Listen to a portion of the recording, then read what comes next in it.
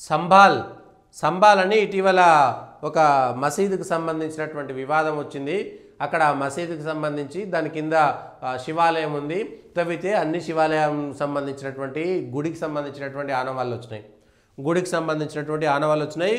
ఉత్తరప్రదేశ్లోని సంబాల్ జిల్లా దీపసరాయ్ ప్రాంతంలోని సమాజ్వాదీ పార్టీకి సంబంధించినటువంటి ఎంపీ జియా ఉర్ రెహమాన్ ఇంటిని బుల్డోజర్లతో నేలమట్టం చేశారు.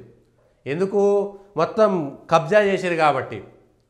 నాలా కబ్జా చేసినందుకు ఒక సమాజ్వాదీ పార్టీ ఎంపీ సంబాల్ లాంటి సంబాల్లో ఏం జరుగుతుంది దేశ ప్రజలంతా తెలుసుకోవాల్సినటువంటిది. సంబాల్ అనేటువంటి ఏరియాలో హిందువులు ముస్లింలు ఉండేది. 70లో 67, 70, 78, 80కి వచ్చేసరికి మెల్లమెల్లగా అక్కడ హిందువులు ఈ ముస్లింలతో పడలేక పక్కకు పోయి అక్కడ ఒక దశకు వచ్చిన తర్వాత 70లో 80లో మొత్తం ముస్లింలంతా హిందువుల మీద దాడి చేసి అందరు హిందువుల ఆస్తులను కబ్జా చేసి దేవాలయాల చుట్టూ ఇండ్లు కట్టుకున్నారు. అసలు ఏం జరిగిందని చూస్తే అక్కడ కరెంట్ బిల్లు కడతలేరు. ఎంపీ కరెంట్ బిల్లు కట్టకపోతే 2 కోట్ల రూపాయల ఫైన్ వేసారు. మొత్తం నాలా మీద కడితే ఆ నాలాకు నోటీసులు ఇచ్చి వాళ్ళ ఇండ్లు కూలగొట్టిరు. ఓపెన్ చేస్తే గుడి ఉన్నది. గుడి పక్కన అనేకమైనటువంటి ఉపాలయాలు ఉన్నాయి. ఆలయాలన్నిటి మీద మొత్తం కప్పులు కట్టేసి దాని మీద ఇండ్లు కట్టేసారు. ఆ భూములు దేవాలయాలను కూల్చేసారు. దేవాలయం మధ్య నుంచి ఇండ్లు కట్టేసారు. ఇష్టానుసారంగా వ్యవహారం చేశారు. ఉత్తరప్రదేశ్లో ఉన్నది యోగి సర్కార్ కాబట్టి నిజాలన్నీ బయటకు వచ్చినాయి.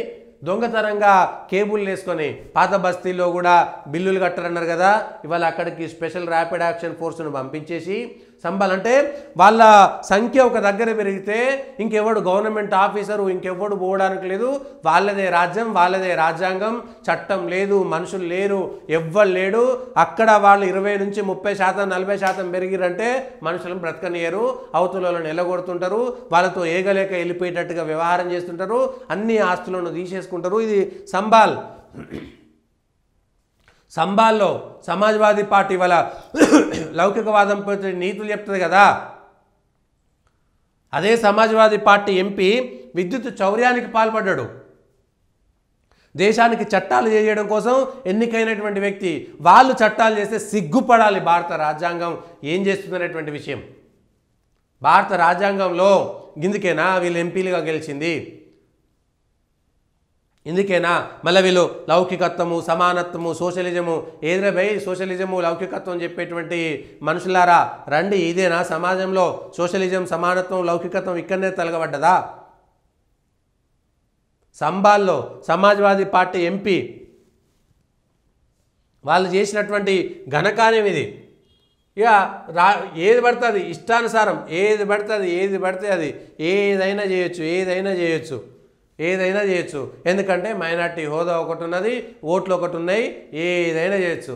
ఆ ఓట్ల కోసం ఎంత దూరమైనా దిగజారేటువంటి పరిస్థితులు ఉన్నాయి. దేశంలో ఏం జరుగుతుందో తెలుసుకోవాలి, రాష్ట్రంలో ఏం జరుగుతుందో తెలుసుకోవాలి. ఈ సంవత్సరం నుంచి వరుసగా వెనక్కి ఇవాళ 2014 నుంచి వరుసగా 2000 సంవత్సరాలకు మనం లెక్కలేసుకుందాం. ఏడాదిలో ఏం జరిగింది ప్రపంచంలో, భారతదేశంలో, రాష్ట్రాల్లో ఏ విధంగా మార్పులు వచ్చినాయి, ఎవరి మీద దాడులు చేశారు, ఎవరు ఏం చేశారు అనేటువంటి ప్రతి అంశాన్ని చరిత్రకు వెళ్ళి తెలుసుకోవాల్సినటువంటి బాధ్యత ఉన్నది వాళ్ళ భారతదేశంలో ఉన్నటువంటి ప్రజలకి.